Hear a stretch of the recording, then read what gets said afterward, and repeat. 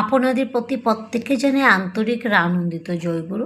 পরমদয়াল শেষে ঠাকুর যখন সশরীরে ছিলেন তখন সময়ের একটি ঘটনা আমি আলোচনা থেকে পাঠ করছি। দক্ষিণবঙ্গের এক গ্রাম থেকে এক সৎসঙ্গী মা এসেছিলেন শ্রী শ্রী ঠাকুরের কাছে মনের ব্যথার কথা জানাতে।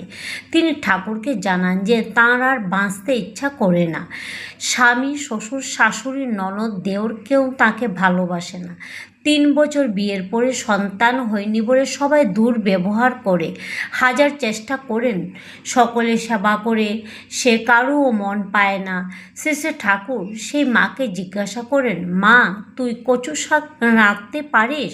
সেই মাটি অসম্মতি জানানোর পরে তিনি বলেন শ্রী শ্রী বড়মার কাছে গিয়ে শিখে নিতে।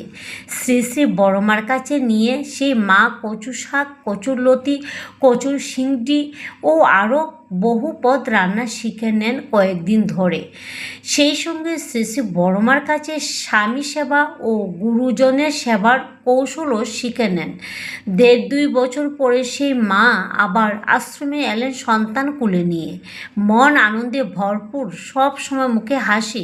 বাড়ির সবাই তাঁর রান্নার প্রশংসা পঞ্চমুখ, বন্দে পুরুষোত্তমম।